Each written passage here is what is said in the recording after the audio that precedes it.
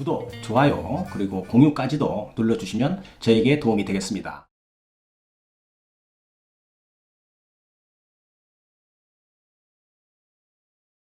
안녕하십니까. 교통사고 합의 전문 채널 유국장TV입니다.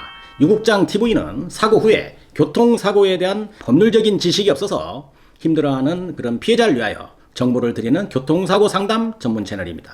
만약 유국장TV의 영상을 봤음에도 불구하고 궁금사항이 있다면 911LAW죠. 카톡으로 문의하시면 교통사고에 대한 궁금증은 모두 해결해 드릴 수 있습니다. 이때 진단서, 사고 차량 견적서, 사고 불박 영상, 정밀검사 판독지를 카톡으로 보내주시면 제가 검토해서 직접 상담자에게 답변 드리도록 하겠습니다. 오늘은 입원 치료가 통원 치료에 비해서 합의금의 액수가 한 두세 배 정도 차이가 날 수 있다는 것을 설명하는 시간을 가져보도록 해보겠습니다.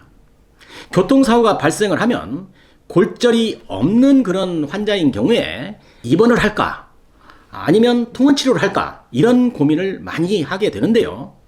회사를 다니는 피해자라면 그 회사의 근무 여건상 입원을 할 수 없는 경우가 있을 수도 있겠고, 또 가정주부인 경우에도 그만한 이유가 있어서 입원 치료보다는 통원 치료를 선택하는 경우가 많이 있을 수 있습니다. 그래서 입원 치료와 통원 치료의 차이점을 제가 설명을 드리겠습니다. 얼마 전에 상담을 해드린 A씨의 사례를 들어서 알아듣기 쉽게끔 제가 설명을 드리도록 하겠습니다. 우연치 않은 그런 후방 추돌 사고로 병원에서 진단 2주를 받고 병원에서 10일을 입원하고 퇴원을 해서 약 한 2주 정도 통원 치료를 한 후에 보험회사와 300만 원의 합의를 했다고 했습니다. 그런데 만약에 이분이 입원할 수 없는 사정이 있어서 통원 치료만을 했다고 가정을 해본다면 합의금을 어느 정도 받을 수 있었을까요? 비교해 보겠습니다.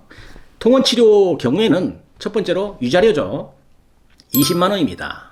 그 다음에 통원 치료비 하루 병원에 가는데 교통비로 8,000원씩 지급을 하는데요. 2주 했다고 하면 16만 원이 되겠죠. 그 다음에 향후 치료비를 약 한 50만 원을 적용해 줬다고 하더라도 약 한 8, 90만 원 정도 되죠. 100만 원 이하로 합의를 했을 것으로 추정이 됩니다. 이렇게 입원 치료 후의 합의와 통원 치료 후에 합의하는 것은 산술적으로만 본다면 합의금 차이가 두세 배 정도의 금액 차이가 날 수도 있다는 것입니다. 자, 그렇다면 합의금이라는 단편적인 면만 생각을 한다면 입원 치료가 피해자에게는 도움이 되는 것은 사실입니다만은 크게 아프지도 않으면서 합의금 때문에 굳이 입원 치료를 하는 것은 도덕적으로나 또 양심적으로도 옳지 않은 것입니다. 입원은 꼭 의사와 잘 상의를 해서 그만한 이유가 있을 때 하는 것을 권유해 드리는 것입니다. 교통사고는 급격하게 내 의지와는 관계없이 사고가 발생하기 때문에 사고 당시 때보다는 하루 이틀 지나고 나면 통증이나 운동 제한이 그때 나타날 수 있기 때문에 어느 정도 충격이 있는 교통사고라고 한다면 사고 초기 며칠이라도 병원에 입원 치료를 하는 것이 아주 바람직한 결정이 될 수 있는 것입니다. 사고 초기 입원 치료는 정확한 진단을 받아내기가 편리합니다.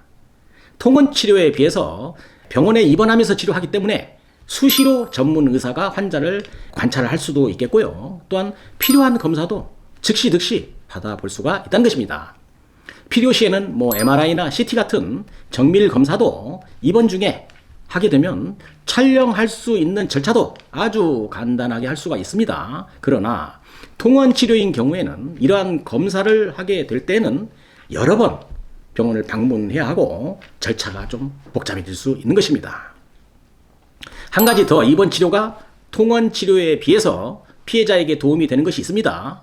자, 중요합니다. 제가 설명을 드리면 사고 초기 며칠이라도 입원을 하게 되는 경우는 조기 합의라는 것을 할 수 있는 여건 조성이 된다는 것입니다.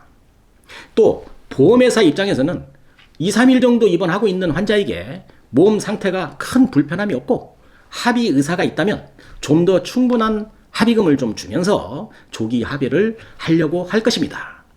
병원으로 지급되는 그런 어떤 예상 치료비를 환자에게 조금 더 얹혀주고 좀 빨리 조기에 합의를 하는 것이죠.